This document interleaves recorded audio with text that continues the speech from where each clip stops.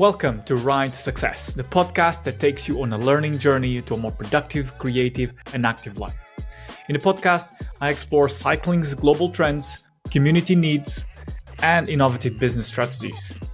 In this episode of Ride to Success, I chatted with the amazing Bernard Moerman, a visionary whose journey from the football field to the forefront of cycling world has inspired countless individuals across the globe.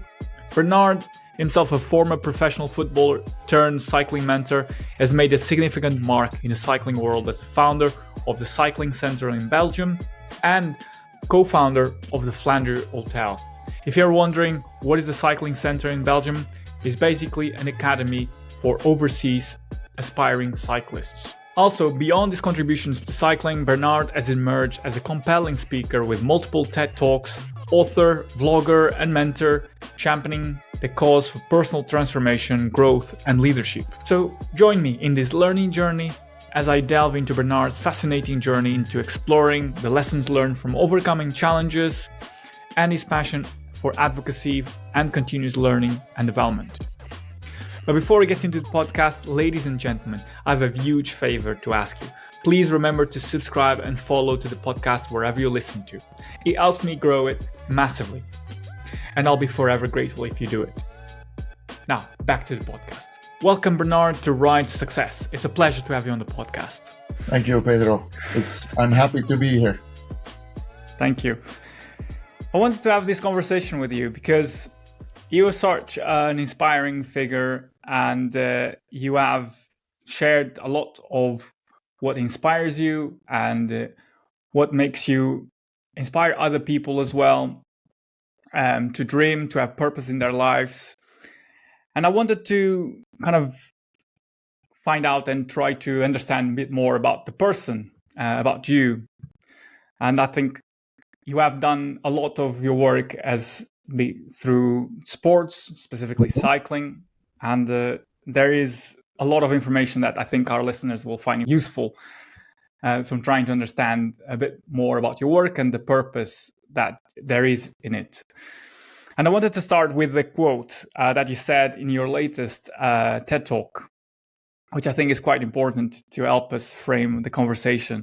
Okay. And which reads like this: we all have a certain winning mindset, but for many it is dormant because they have been comfortably numb. And I think this is so powerful because it's really makes you think about what is the purpose that you have? How do you find success? What goals are you trying to pursue? But before we get into all of this big picture, I want first to try and understand a bit more about you and go a bit into the roots. Okay. So you have started. Well, you are a football fan. And that's how you started your kind of sporting career. Mm-hmm. Can you share a little bit more about what what drove you to football and how that progressed in your career? Because that's in itself, that might be some clues to understand you a bit more. Well, it was indeed football, and that I think was partly because of my dad. My dad played football in the third league in Belgium.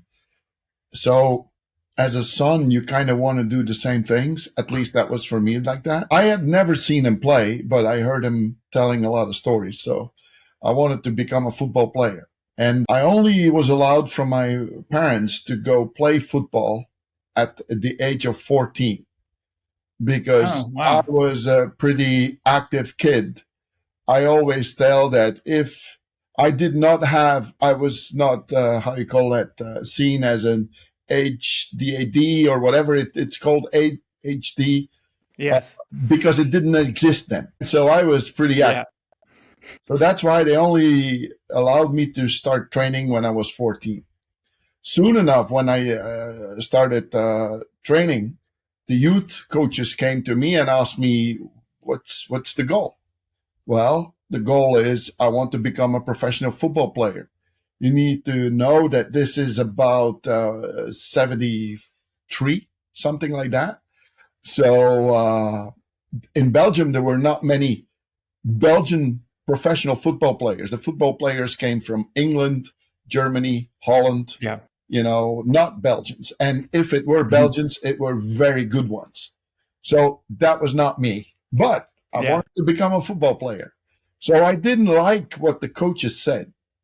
Now, the coincidence is that the moment I started playing football, Johan Cruyff and Rinus Michels, the coach of Ajax, and Johan Cruyff, the famous number 14, they went to Barcelona, and the assistant coach, Han Grijzenhout, came to become head coach in my club, Cercle Brugge.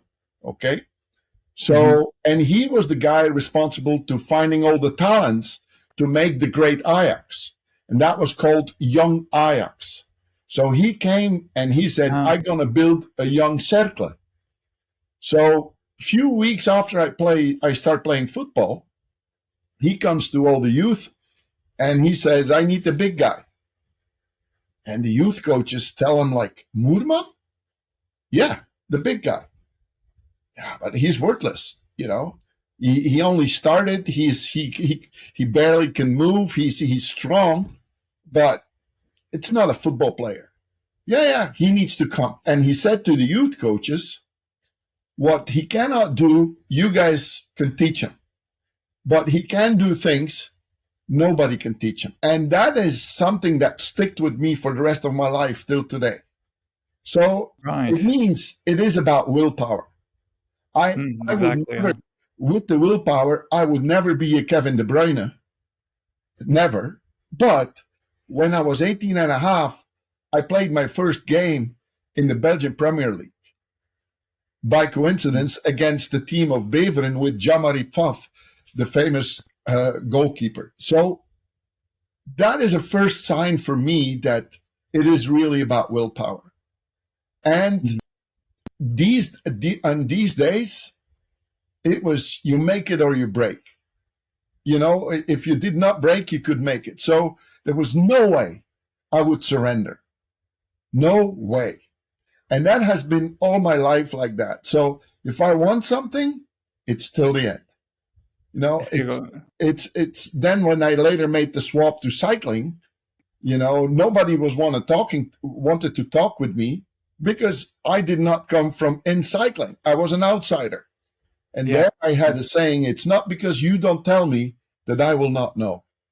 So persistence is something you need in sports, but also in your career, even to find a life partner. It's persistence. You need persistence to get things. And so I played in first division. I was not good enough, to be honest, to have a great career. On top of that, my knees were shot by the time I was 25, so I had to stop. Okay? So I stopped. I walked away from it. It was my dream, but if it's not working, it's not working. You can cry about it and you can blame whatever. It's not working. I mean, there is an Indian saying that don't worry about the things you cannot change, because if you can't change it, well, don't worry about it, Exactly, yeah. I mean, it's so true. That's what you just said. It kind of very, very nicely encapsulates perhaps your attitude, the willpower, the persistence, and as many people say, success is just around the corner, but you can't give up. You have to keep going because you never know if it is just around the corner. Yeah. Success comes after failure. And if you really do something with your heart and smart, then you will make mistakes. You will never make the same mistakes, and you will learn out of all your mistakes. And you will not see the mistakes as disasters. It's just on the road, It's just part of the journey. It's part of the journey. And so that also means that for me, I've always loved the journeys as well. Like I said, I want to become a pro soccer player. I never really had an image where and how much. It was just, I want to get there. And that's also something in my entire life. I want to get places, but I also want to enjoy the day. So the discipline I needed to have, I could have because I loved it. You know what I mean? So that means Yeah. as a young boy, you don't go party. I partied 1 month in a year. Then I tried to party for 12 months, but I mean, I only partied for 1 month. Why? Well, I wanted to reach a goal. And in reaching that goal, partying was not a part. And Exactly. Yeah. and that's the thing. Hmm. I think that has to do with honesty with yourself. You really need to look and is this really what you want? Mhm. Okay, then you got to do what is needed to get what you want. And if that is staying away from alcohol or going to sleep early, I don't know what, yeah, then that's what it takes. If you want to have a certain degree and you need to learn some things, that's what it takes. I mean, now I'm learning. I was in my entire career, I always worked with people that worked for me. So till COVID, I could not even make a PowerPoint because I always had people that could do that for me. So Right. even for a speech or for a keynote, I said like, can you make me this and this? And those guys came with wonderful stuff, but I could just push start and push stop. And it was only in COVID when I realized, well, modern ways to communicate is via vlogs. I need to learn this. And I Yeah. learned it, Mhm. and do I make mistakes? Oh, most probably much more than anybody else. But that I don't care about. It is about getting there and also having fun in the learning thing. And yeah, this is a constant thing that comes back in my life. And for me, it does not feel like an effort. Yeah, because you enjoy doing it. It's It's it's part part what of life. makes you. Yeah. Mhm. And I gotta say, I come from an upbringing, no sugarcoating, nothing. I give you one example. I was playing in the UEFA youth. That means from 16 to 18 years old. I was 16. We played on Sunday mornings on the big playground in the football stadium of Cerkelbrugge. And that was about 25 minutes riding by bike for me. Mhm. Wow. But I get up in the morning and my mom was up already and she said, did you look outside? It snowed. Like, wow. Okay. And then I said, I'll ask Dad if he can bring me. And she said, well, I wouldn't do that. He worked very late on Saturday. I wouldn't do that. I went upstairs anyways, opened the door. I asked Dad, like very quiet. And then he was laying with his back towards me. And the only thing was like, I said, it snowed. Would you care bringing me to the stadium? And he never looked at me. He lifted up his head so that I could understand the one sentence, and that was, do you play football or do I play football? Yeah. End of the story. You know what I mean? And but in these days, that's how we all were raised, I guess, or at least I was raised. So for Mhm. me, it was like, if you want to get something, get it. Don't Yeah. wait for others to help you. You will have to get it. Take And accountability for your actions. exactly. So that's kind of one of the reasons that I struggle a little bit with some youth now that thinks that it all will be offered. Nothing nice is offered to anybody. If it's nice, they keep it for themselves. That's an element of truth to that. Yeah. So I wanted to kind of try and understand, because you alluded to the cycling aspect, your transition from football to cycling, and I wanted to try and understand. So obviously you had a knee injury, so you couldn't play football anymore. How did you transition into cycling? What That's a, was that process? that's Was that a crazy story. In a way, I was early 30s and I didn't do any sports because I was an independent entrepreneur. So as soon as I stopped football, I was full on in business. And full on, that is 70, 80 hours a week together with my wife. We have no kids, but we have been always doing things together. and always entrepreneurs. So all of a sudden, I get a phone call from at that time the president of the Brugse Velo Club, which is the oldest bicycle club in Belgium, Paul Nassens, and he was some sort of an engineer for New Holland, those farming machines. And so he went back and forth to the US. He was also brother-in-law of Leon van Dalen, who won Paris-Roubaix in 58, I think. I think that. So he called me and he said, you do not know me, but I know you. And I was kind of known in the area because of my football history. And he said, I know you speak English. I know you have no kids. You live in a big house. And obviously you're sportive. Would you mind taking care of an American cyclist for 6 weeks? And we were like, well, yeah, because one of the reasons was, since we knew we would never have kids, we never wanted to end up as the old uncle and aunt crying every day that in my time it was better. You know what I mean? That type of stuff.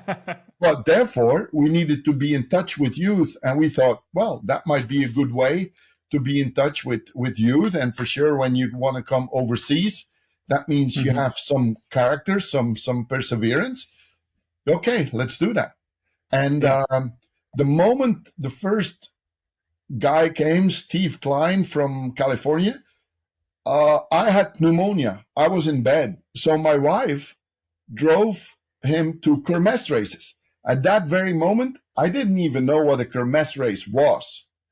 My only knowledge in cycling was I knew Eddy Merckx, Roger Vlaming, Tour de France, stuff. So what everybody in the world knows, I knew as well. Anything more, I didn't know. So interesting. Yeah, and then she came home and she like, yeah, I need to buy a bucket and a jerry can for water. And I'm like, well, what are you going to do with that? Well, I see that all the riders, they wash themselves behind the cars. What sport is this? I did not play in Real Madrid, but washing yourself behind a car? No. Yeah. And then on top of that, the rider was good, so he made some preems, but that was peanuts. Even I played for sums that were 100 times more, 100 times literally, than what he made. I was like, you got to be kidding me that these guys come from the other side of the world to suffer like a beaten dog and make no money. At least that was how I saw it. So yeah, for sure. Yeah, because then you come from a different, very different sport where the infrastructure, the sponsorship. And in Belgium, it's very simple. You're in cycling or you're in soccer. And all the people in soccer think that most of it's changing a little bit but in the past it was when a soccer player or somebody in soccer talked about cycling, that was for guys that were kind of stupid to slaughter themselves. And when you talk to cyclists, it was about those beer drinking and girls chasing guys making good money. There is a truth in both, I guess. Oh, well, yeah. Anyway, interesting. So to me, that was, so when I was healthy again, then I went with my wife and we went to the races. And my surprise was even bigger. Plus, I was known as a physical player with a lot of character. But then when I see what cyclists need to endure, then I didn't want to talk about my character anymore because I was next to none compared to what they have to do. And that's where my utmost admiration grew for a cyclist, where I'm like, Jesus, man, I never boxed, but I can really believe that with boxing, this is the hardest sport. You know what I mean? It's quite tough. Yeah. And my admiration had only grown over all those years, because then I got involved. I started the cycling center. You need to know that was also just at the moment that the internet started. So for Belgium, business-wise, I was an internet pioneer. So Steve Klein was the first in 1993, and by 95, I had 300 applications per year because of the internet. So in Belgium, nobody understood that an ex-football player came every day with American and Australian cyclists and some British cyclists to the races. Nobody understood that. And also that I could choose. And that was just because I understood what the internet was doing. In Belgium, people didn't even know what internet was, you know? That is crazy. That 1993 you started the cycling center, and like from around in the other corner of the world, these people are reaching out to you. Yeah.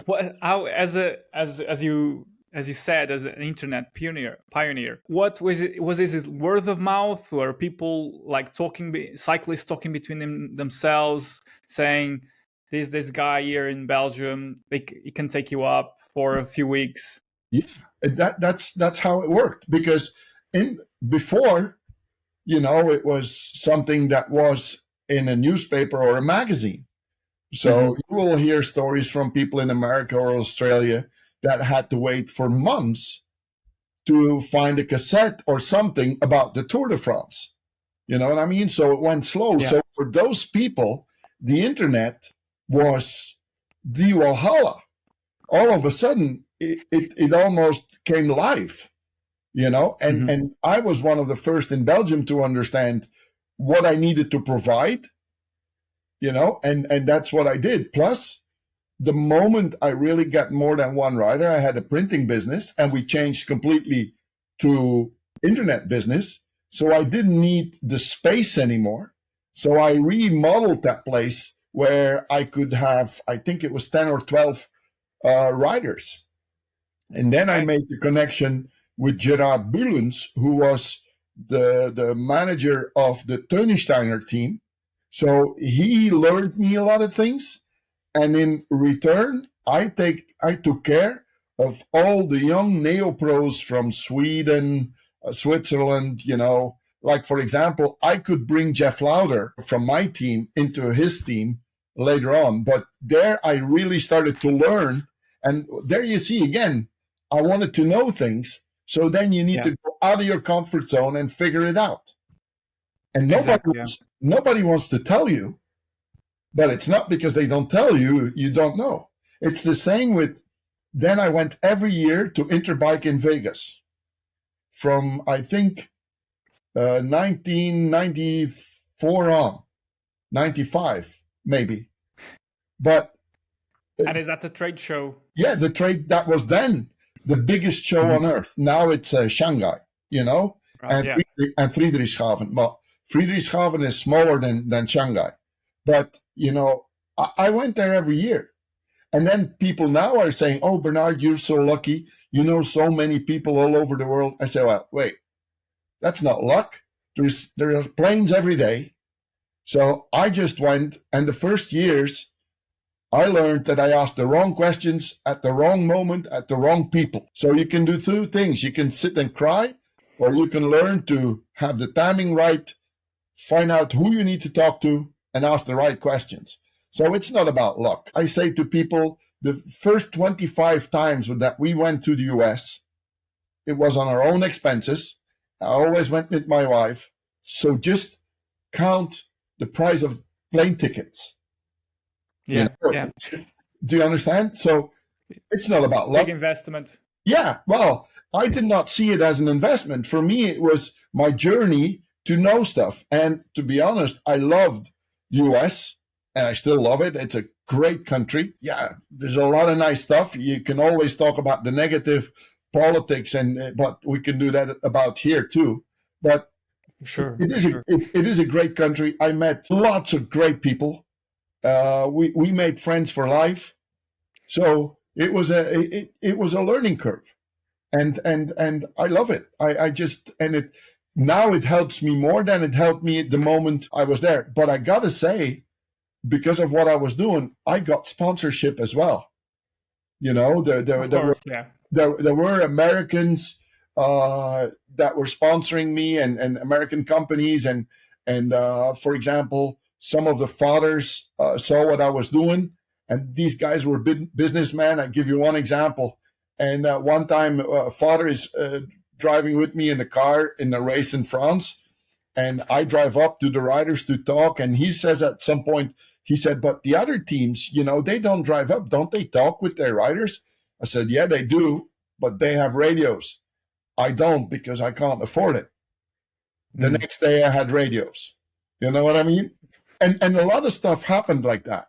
And these people also told me, for example, what books I should read about marketing and about all that stuff. So yeah, I mean, maybe I wasn't paid in money, but I was rewarded, Yeah, the learning is maybe, it's so much more important when you are able to improve yourself. Yeah. Because that will then, it will be the building blocks for your success, for the long-term vision that you have. And that the learning itself, no one can take it away. Money can be spent, can be washed away, but the learning that you retain stays with you forever. Exactly. You're right.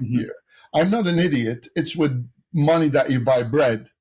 But I mean, your richness is in your head and in your network. If I am so proud that I can say, when I want to fly to the US tonight, and I book a flight, and I call people and I said, "I'll be there tomorrow. I will have a place to stay, and I will have a car to drive." Same in India, same in some places in China and in Europe. I mean, Right. to me, this is richness. The relationships, the network, learning.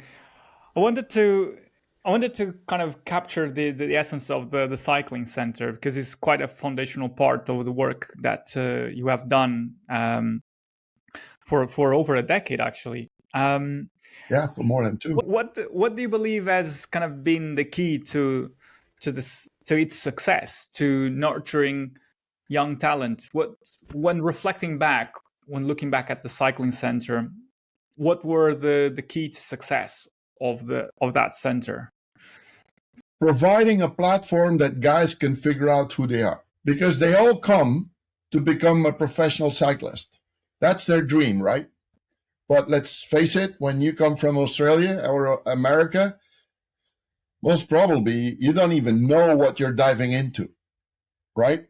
Plus, here in Belgium, it's not even 1% of guys that start riding their bike that succeed.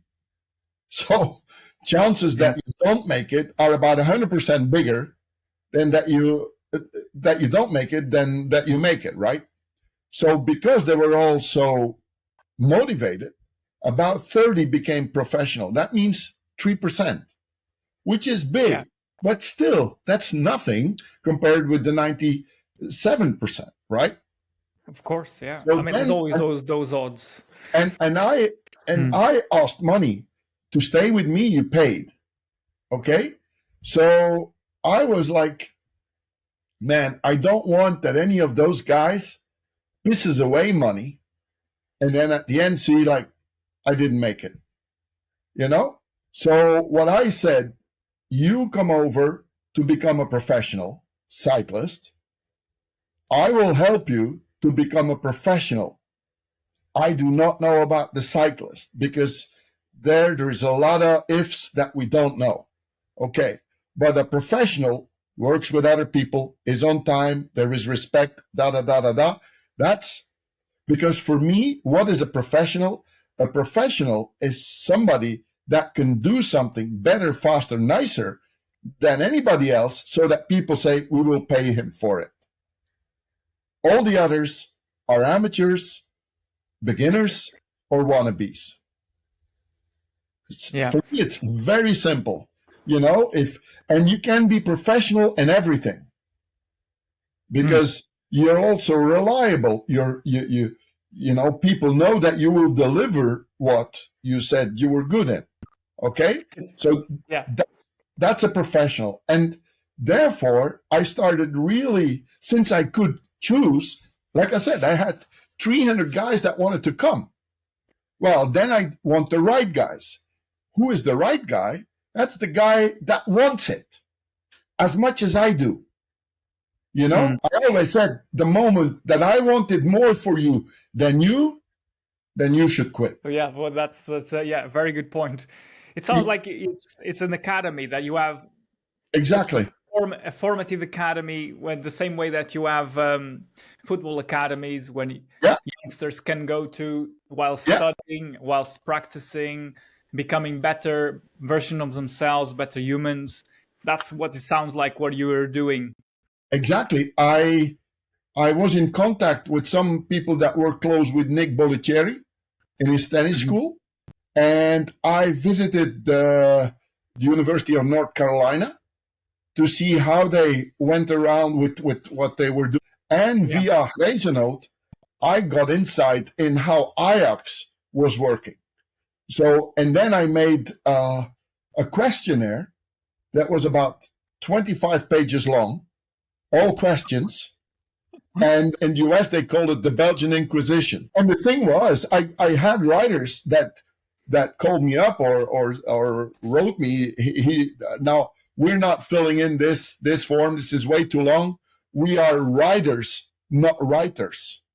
And then my answer was very simple. Then you don't come, because you need to write your answer once. I need to read 300 answers from everybody, because I want to select the right guys. And I am very proud on whoever I selected, because most of those guys, 20, 30 years later, are happy today. They didn't make it as a pro, but they're happy. Some became big entrepreneurs, doctors, plumbers, pilots. I don't care what. They're happy today. I mean, the fact that these young athletes, these young people, chose to uproot themselves from wherever they were, whether that is in Australia, whether that is United States, and decided to fill out this Belgium Inquisition type questionnaire and come to spend wherever it is, the amount of time with you in your academy. It already shows a great level of determination, and without even obviously the fact that the questionnaire is a way of understanding the psychology, the purpose that the person has, and which is perhaps and they tell me otherwise, but it's perhaps more important because, as you said, they only a very small fraction of the people, of the athletes that want to be professional athletes, in this case professional cyclists, come to be. There's only 200 riders in the Tour de France, and how many more are there trying to make it to that stage? Yeah, thousands and thousands.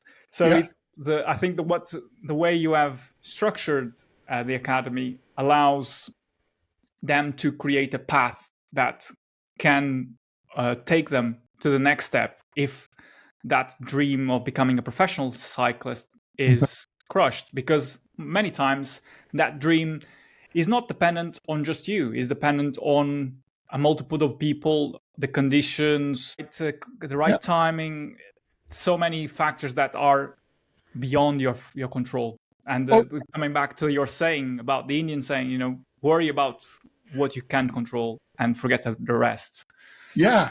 And to be honest, with that system, it was not about me. It was about them, because how cocky would it be from me that it was because of me they could become professional cyclists? Mm-hmm. That's not true. It's because of themselves, because it takes a lot that you need to find out before you become that. So it's not me. The only thing I can do is kind of what I always said is I will push you till you tell me not to push anymore.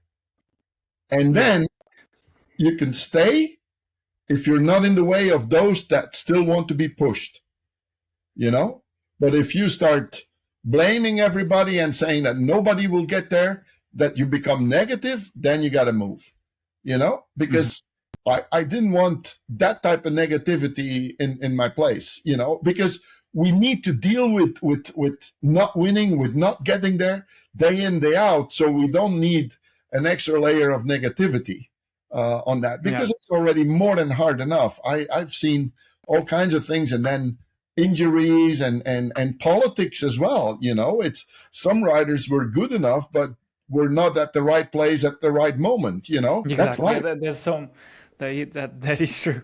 It's so much that is beyond your control. Talent itself, as much as we'd like to believe, talent alone is not necessarily the key to success. There's so many other factors to it. Yeah. I wanted to touch, obviously, with the opening of the cycling center, then this leads on to forming the team 3M, which runs for about 3 years, if I'm not mistaken. Was this a natural progression from the academy, the cycling center, to running a team? Well, I felt that I was better equipped than several pro-continental teams, because I got tremendous help in the beginning from Fuji and SRAM and Vision. I was equipped like a professional team, honestly, in quality and in quantity. And I got to say that was thanks to my relation with Johan Bruneel, but also the people that worked for Johan. And I was introduced to the right people, and they saw what I was doing, and I was very open with what I was doing. So, and also Charlie Ovis from Albuquerque was crucial in finding sponsors for me. So, but I felt that, I needed to make a step, because I was at the end of where I could get as an amateur team. So then I started looking, and at some point I can sign 3M. It started not the right way, because the moment we agreed we would work together, then the first time the thing came out of Lance Armstrong being a fraud, so that was a how you call it, a pullback. And then when we had the official presentation, that was October 10th, 2012. Well, the night before, he testified to Oprah Winfrey that he doped. Whoa! So call it that timing, eh? Oh. Yeah. And to be honest, afterwards, I learned that even in the very big companies, there are very small people, and that's pretty much all I want to say about it, because I always said that I think I have the energy to become 110 years old, but those guys have eaten 10 years. It will be 100. It's incredible what I have gone through. Yeah, it's inhuman, and you get pressure from everywhere. And then I learned that it's the jungle, and as soon as you're hurt, the smell of your blood only takes wolves to come to your place, And I am lucky that I have a super woman in my wife, we're married since 81. Otherwise, I don't think I would have survived it, because it's horrible. It's just one horrible story. But I gotta say, again, because the way we took the lessons that we learned in it. And the mistake I made in this entire thing is I wanted it too badly, and they used me for that. Do you understand? I could feel the moment, a week before I signed the contract, I felt that something was not right, but I denied the feeling, and I thought I will prove that I can make it go. Well, you can't fight the big boys, you know what I mean? So we had a deal that would have lasted longer, because the very first moment they said openly, without me knowing, in 5 years we ride the Tour de France, So they without me knowing, Oh, okay. and definitely without me having a budget close to this. So they put, without me knowing, and definitely without me having a budget close to this. So they put, without me knowing, and definitely without me having a budget close to this. So they put, without me knowing, and definitely without me having a budget and then all kinds of things happened, and then you get all kinds of frictions.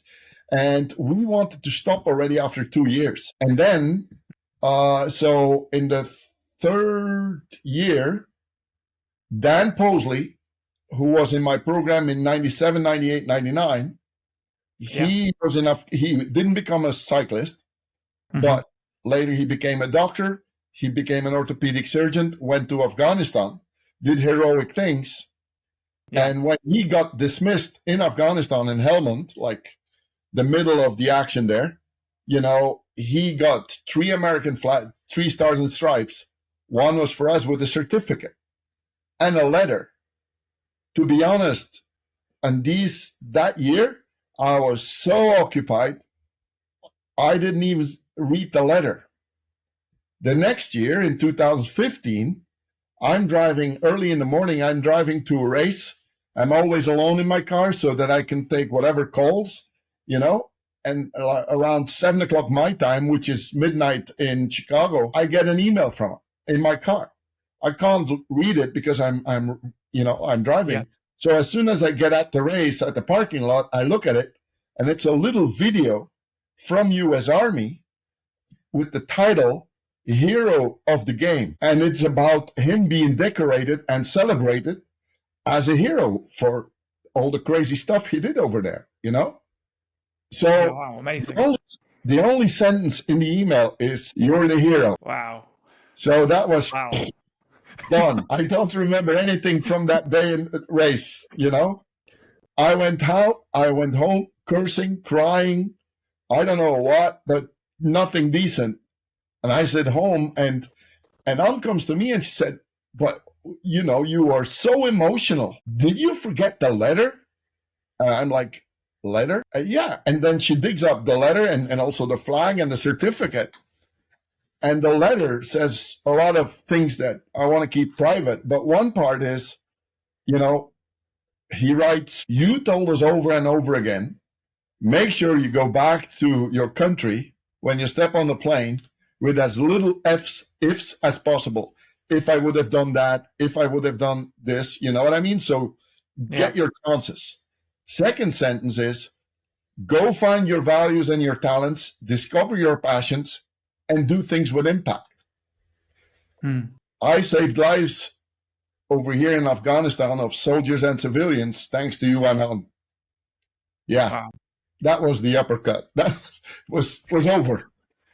The next morning, I did let the guys at 3M know it's over. That was the thing that gave me the courage for something that was in me already for 2 years, because there was no respect, none. And that is one of my values. I can take it when you say you're wrong. I cannot take it when you don't have respect. Yeah. Lying is no respect. You know what I mean? So, but the thing is, because of all this, the hero of the game, I started to study that, and that became the acronym for what I'm doing and my mantra, which is, the hero is humble, empathic, resilient, and optimistic. And the game is your journey, is a chain of actions with growth, awareness, meaning, and enjoyment. So where for a lot of people it might have been the end as a disaster, for me it was the start of a great life. That's such a wonderful story and inspirational, because it's like it reflects the work that you have been doing and the way you have been empowering these young humans, teenagers, perhaps coming to you and teaching them there is the purpose, the direction that they want to take. That is in the case, as you mentioned, took them beyond cycling, took them beyond to a successful life. And this shift that you mentioned about the crisis that was going at Team 3M, and you feeling, correct me if I'm wrong, I don't want to put words in your mouth, but you felt undermined and not respected within that situation. What was that letter was like represented a breaking point in you realizing that there is more to me that I need Yeah, to do, that I want to achieve? exactly. Well, first and Hmm. foremost, to me, it was a tangible sign of respect, Hmm. you know, which was the very first thing. And then later, I learned with a lot of interviews with it together with Jamie that a lot of those riders respected me later. The moment they were with me, they could kill me because I was a straight shooter. I am a straight shooter. You know what I mean? One of my Yeah. sayings was, if you want to hear how good you are, call your grandmother. You know what I mean? Yeah, that's a good one. Well, and maybe this is a little too hard nowadays, but it for sure worked in that period. And I got a lot of respect from those guys. And I got the respect from guys that did not make it, as a cyclist. So you would think like, well, Yeah. they're all angry and they blame me. No, no, no, they did not at all. So for me, that was a really boost of my self-confidence because I felt before that I got so much help from all over the world, from sponsors, and where I thought like, well, at least I'm doing something good. But I did not realize, to be honest, I did not realize what my own talents were. I did not. Mm. I saw myself as the manager, and that's where I learned the differences between skills, competences, and talents. And I was skilled and competent enough to run a team on my own. I've done it for 20 years, and I grew more than all the others could ever grow, so that worked. But my heart is not there. I wanted to see young man blossom. That's what, I could see there. I could see the feeling I got playing football. Everybody saying this guy is worthless and still make it. I could see that in a lot of those guys, and I wanted this to come out of them. And I didn't care whether they became a cyclist or a boxer or a pilot. I didn't care as long as they got that feeling like, this is me, and you're not going to move me. Do you understand? Yeah. That, Yeah. Hmm. because I am a firm believer that we all have talent, but it's not easy to find it. And then you need to find a way that with your talent, together with your skills and your competences, you can make money, right? Yeah. But It's it is about the finding. talent. That's just the Yeah. drive. That is your energy tank. That's where you get energy. All the other stuff sucks your energy. So go find it. Yeah. Interesting. It's finding the kind of the your element, finding the thing that really drives you, that inspires you, that makes you happy. To young Mm. people, I said it's similar with when you meet the love of your life. Think about this. Think about how much you do for that person, how much more you do for that person, how much you go out of your way for that person that you would never do for anybody else.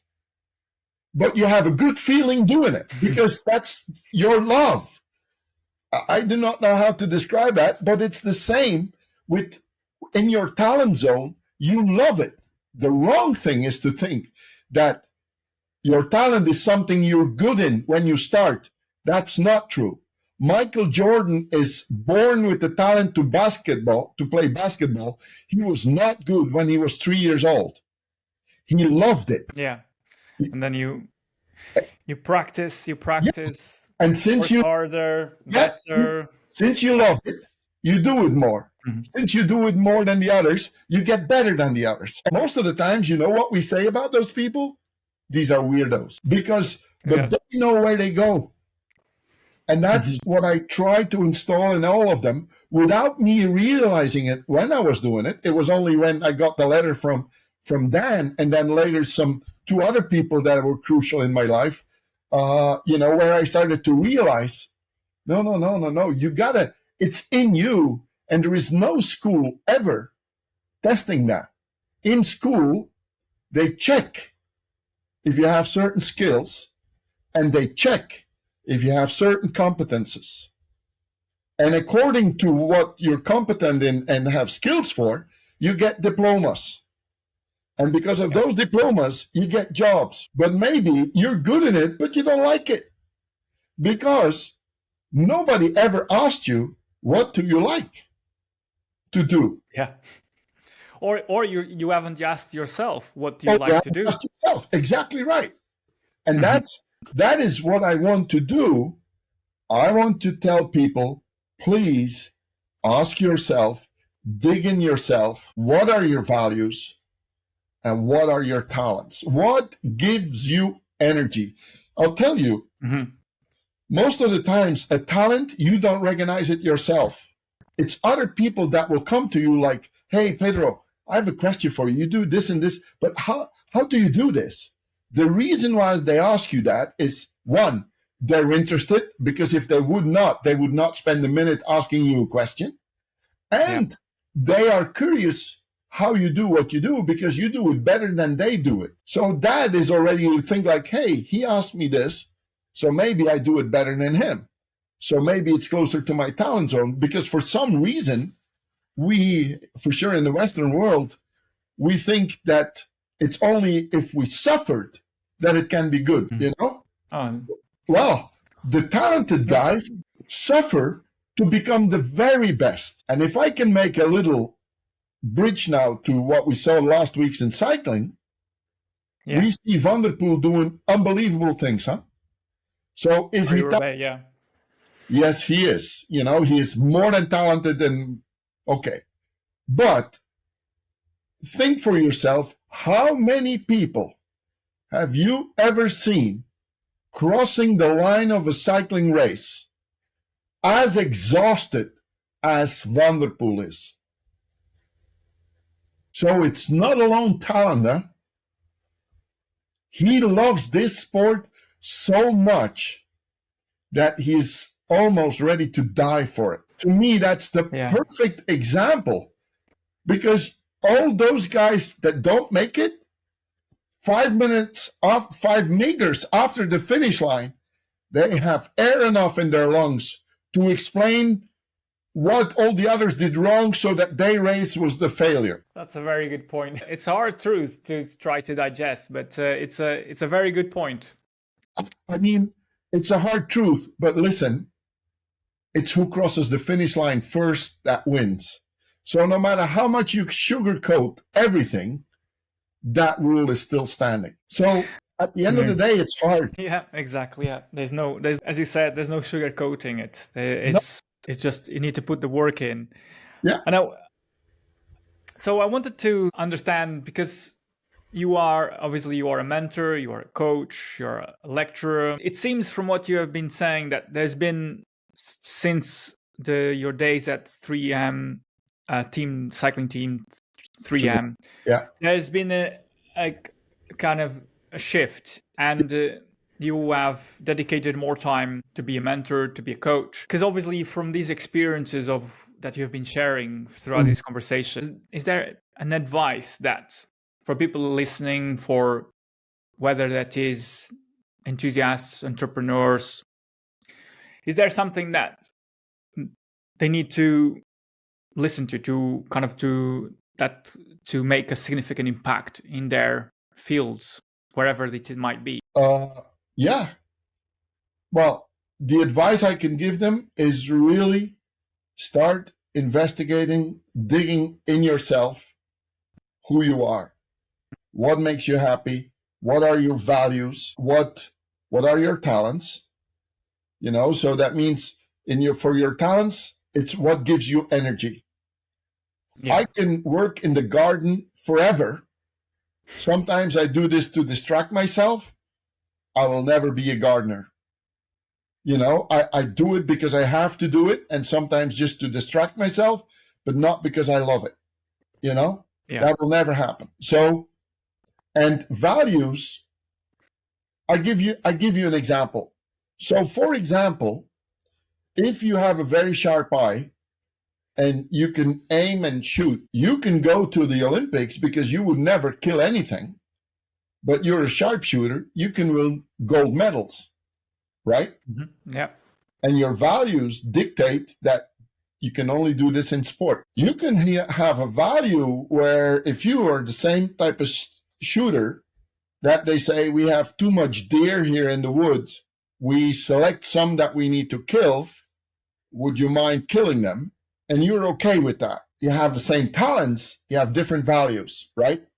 Yeah. And the third one is that, well, if there is somebody doing very wrong things and you need a sharpshooter to unarm this person, then there are people that have values saying like, well, I need to do that for the community. I'll shoot him. Do you see the three difference of values with the same talent? And so you got to find out, and values are way more important than you think. Because a lot of people think, for example, if they leave a job because they didn't get paid enough. And then they said, no, it was no values. It was financial. No, it is because you value your job more than the one that pays you. So there is a difference of values. That's where it breaks. So values are way more important. And nowadays, because not that I go to church, but let's say 30, 40 years ago, much more people went to church. And at least we talked about values. It's only since 2 to 3 years that we start talking about values again. Because it went so wrong that we now, values. It needs to be valuable. But let's say from 2000 to 2020, till COVID, there were not too much values or spoken about, And maybe people started to looking inwards, introspecting themselves. If you in the US, there is an author, Bruce Feiler, and he wrote the book The Search and I think Transitions or something. Wonderful books where he really explains how much the value starts to mean something for all of us, without us even knowing that.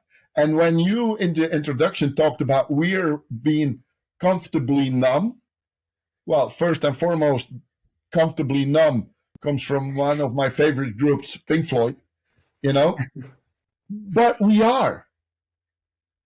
are comfortably numb because over the history, the very first thing, the deal that was made because of the Industrial Revolution is most of the people were drawn from the countryside where they were farmers to the cities to work in the industry.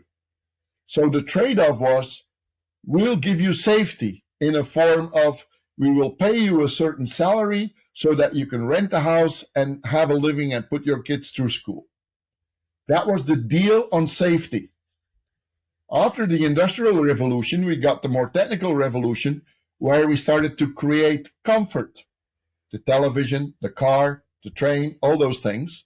So if this is the level of your safety zone, we build a comfort zone on top of that, right? Yeah, I see, okay. Now, because of all things changing so much, the safety zone is moving. Companies do not last as long anymore. There's layoffs, there's all kinds of things.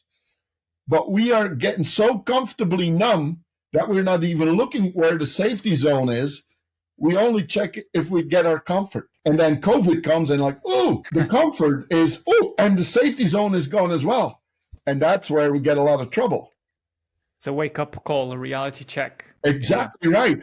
And then if you don't know who you are, then you're completely in the dark. Yeah, you need to find the purpose. You need to soul search a bit to understand what your values. And I guess that's what you've been doing throughout your life, throughout the cycling center, nurturing these young athletes, nurturing the young men to becoming a better version of themselves. Just one sentence there. And I got to understand that from myself, not by myself alone. Huh? I got in contact with an author of the book I Choose for My Talents. I did read that. I got in contact with him. And I also got to say that I was, it was a great thing for me to meet Jamie and then to start doing things together. But even more so, He was a Jimmy person, Anderson. Yeah. Jimmy Anderson, that really made me really believe in myself again, because I lost it for a while. And he was one of the guys that helped me just so that I had the character again to fight 300%.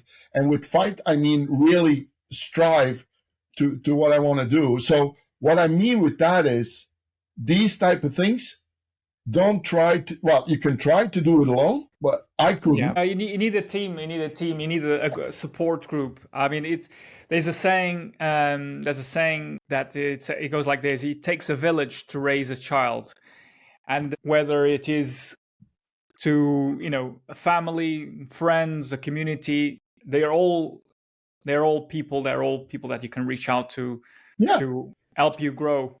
And There's also the other saying about, show me the 5 people, show me your 5 best friends, and I'll tell you who you are. yeah, Mhm.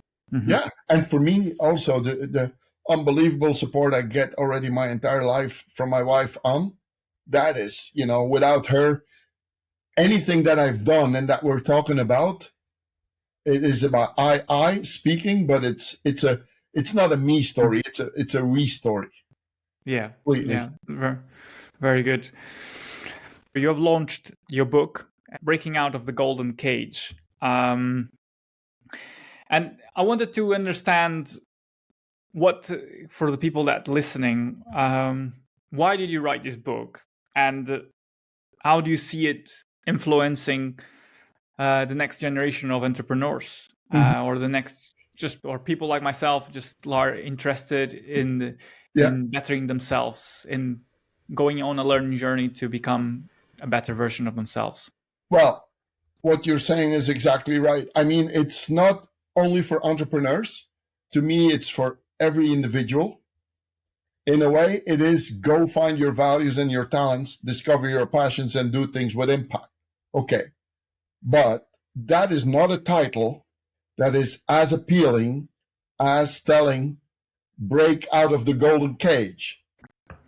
Everybody understands that somehow and can imagine something with that. Because when you first think about that, you think about the people that have a good paid job, nice car, good status, all those things. They live in a big house, but they're not happy because they feel restricted, or they feel something not right in the job. That's, let's say, the major idea behind break out of the golden cage, right? But if you look at that sentence, there is more to it. Because obviously those people want to break out, but on the other hand, they make good money, there is a status, you know what I mean? Yeah. So those people do not really know what the inside values tell them. That's why they feel not right. Okay? So then it needs to become urgent before they change. And to really help that process is dig in yourself, go find your values and your talents. Okay, that's one part of the spectrum of people. There's another part, and that is people that really feel today that they are in a golden cage. They are happy. The only thing they don't know is for how long is it going to last, because there is so much changing.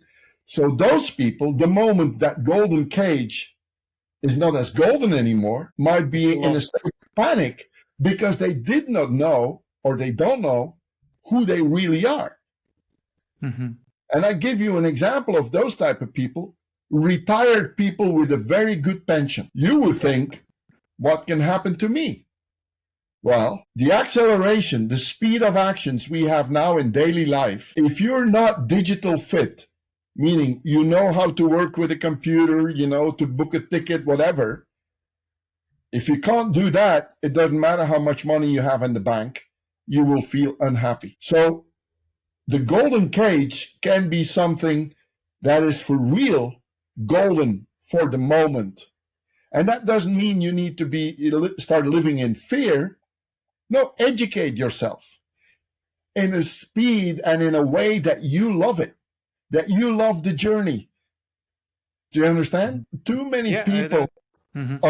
of my age, they said, "Oh, but this is not for me anymore, and I retire, so I will not need that anymore."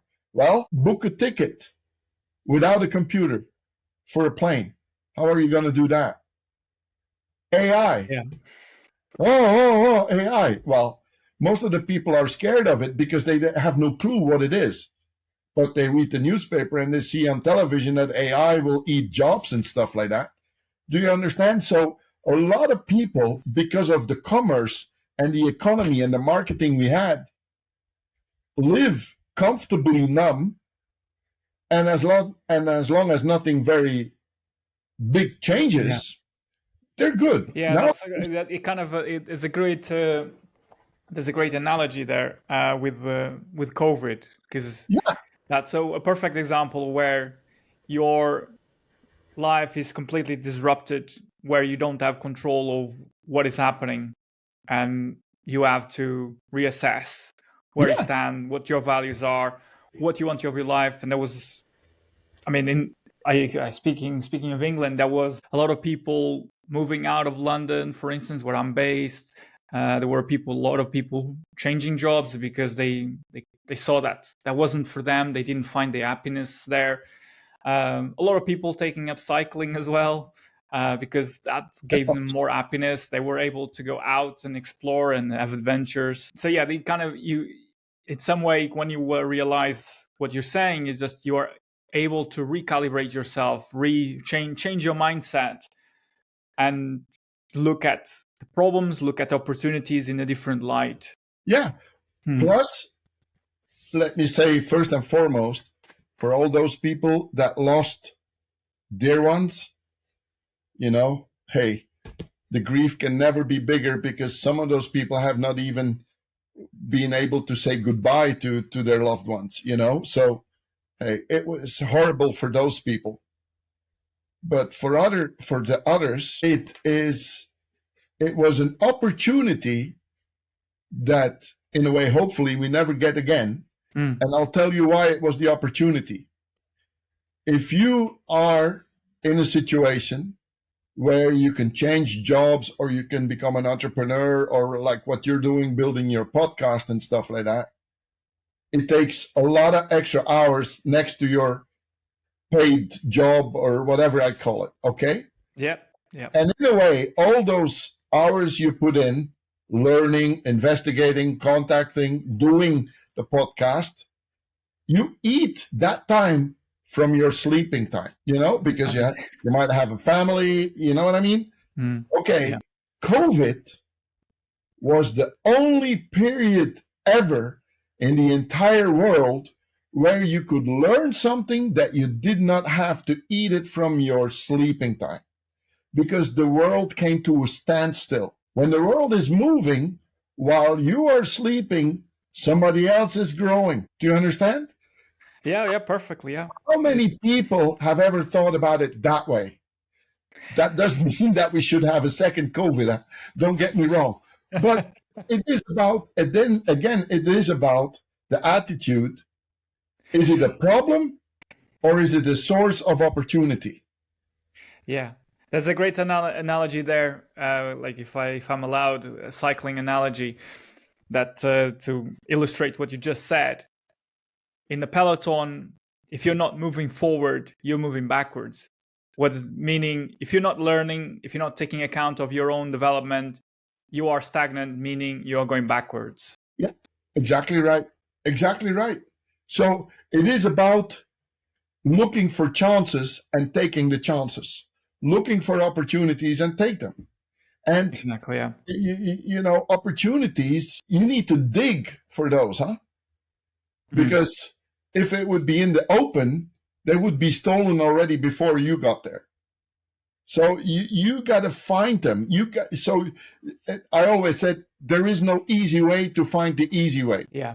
Yeah. It's hard fought for over. And Exactly. Yeah. I was going to I did like to try if I may to kind of to round this yeah, round this off, because there's a particular question, because you kind of, I think you have touched upon it several times, and I think the question I'm going to ask, we have been discussing it all throughout our conversation, but it still needs to be asked. It's kind of sort of to pin down. What does success look like to you? That's a good question, because in all honesty, me, success is being better in what I do every day so that I feel that it is worth something for others. Because so success itself is something a lot of people chase, but it's light. It's very light. I'll give you an example.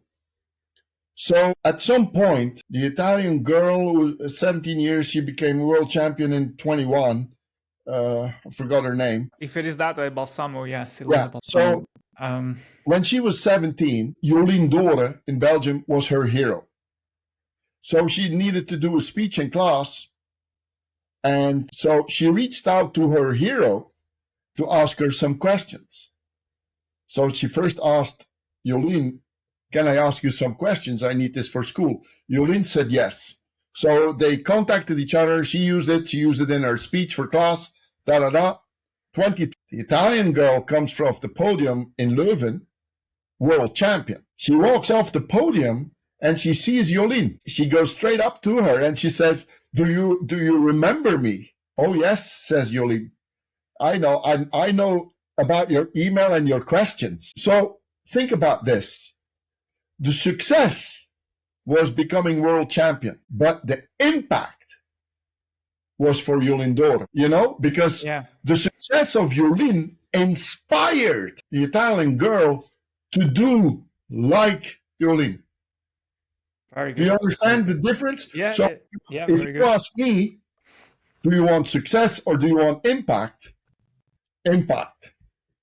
And obviously, most of the times you will get impact because you were successful, but you can be successful without impact. Well, that's very wise, because it's so very true that if you're chasing just something, that success as something that is frugal or temporary, then it's worthless at the end of the day, because there's no impact, there's no purpose to it other than just maybe something that will be like temporary.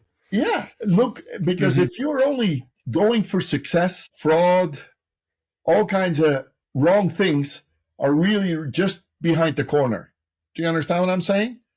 Yeah, I start cutting corners where you shouldn't be. Yeah, but impact, because impact is not one person that gives it to you.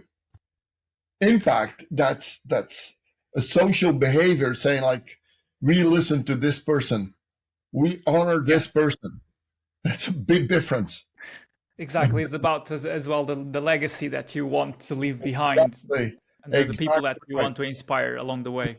And I'm not too shy to say that over the last years with what I'm doing, and guys from years ago coming back to me with the respect they have, and that is for me much more like, in a way, what Dan Posley realized for himself. I tell this with the hand on my heart.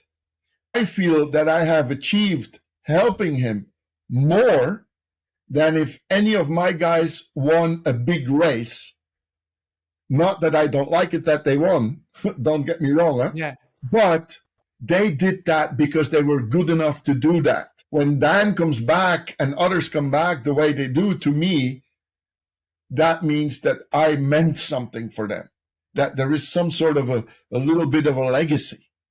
Well, for me as a person, that's why I get up early in the morning. But that being able to touch people in that way, be able to inspire them in that way, that changes their lives and changes the way they see opportunities, is so, well, it's transformational both for you and for the person that you impacted. I always said we're volunteers with our dogs. We have two bobtails, Old English sheepdogs, and they're therapy dogs. We go to sick children. I always said that as a volunteer, the one that benefits the most in doing the work there is us, the volunteers. Mm-hmm. Really, because you would not believe how good that plays you back down to earth. And you're thankful for everything after a day of being a volunteer, helping other people. But don't get me wrong, huh? You need to find ways to make money so that you can buy bread. But helping other people is the greatest gift of forever. Yeah, that's I'll leave it. I'll let it. People soak that in because it's a very important message for you to share with us. That's, yeah. Thanks for giving the podium for that. That's my pleasure. I've been with this conversation. I've been on my own learning journey, and I hope that it also inspires people listening to and lead them to rethink the way they are doing things, the values that they have in their lives. I wanted to close this conversation with a question that was left for you. So I've started this tradition on the podcast where every guest leaves a question to my next guest, not knowing who they are. So the question that was left for you actually is quite appropriate. So it reads like this. It's a two-part question. In the next 5 years of your life, what would you like to add to your life? And what is one thing you would like to take away from your life? Most probably what I would want to be taken away, I would like not to be as impatient as I am. Once I think about it, I want to have it. What would you like to add to your life in 5 years? Well, first and foremost, very good health for me, my wife, Jamie, and all the people close to me. And in a way, all the people, but for sure, us. Yeah, that's because being healthy is the beginning of everything. So, yeah, it's a great gift to be healthy. Yeah. Well, let's say work on it, Well, yeah. So it's a gift, but a lot of people throw it away. So I first and foremost don't want to throw it away. And there is some things that you can't direct. Some things, the good way or the bad way come to you. So if good health for all the people that I know. Very good. So now I guess it's your time to leave a question to my next guest. What question would you like to leave? If I say you can change the world for the better, what would you start with? Brilliant question. That's a brilliant question. Thanks for sharing that question. Bernard, it's been a huge pleasure to have the honor to listen to you and learn from what your insights and your experience. Like I said earlier, I hope it inspires other people to take action, to take stock of their lives, and to evaluate their values and the purpose and the impact that they want to leave and the legacy that they are creating. So thank you. I was honored to be given this platform. Thank you so much. Thank you very much. And by the way, keep doing this. This is great. I've seen several episodes now. It's and some of the people I know, like Natasha, Bas, Jamie, obviously, and I forget some, I think, but yeah, you're doing a good job. Thank you so much. Wow, what an amazing conversation. As I wrapped today's conversation, it's clear that Bernard Moerman's story is a testament to the power of resilience, transformation, and dedication. His work has inspired me, and I hope he also has inspired you.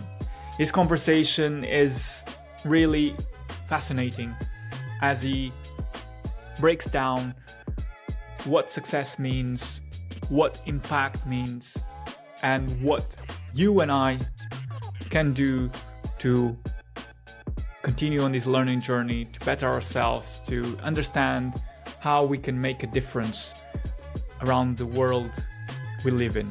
Now, before you go, please remember to subscribe to the podcast wherever you listen to. It helps me grow the podcast massively, and I'll be forever grateful.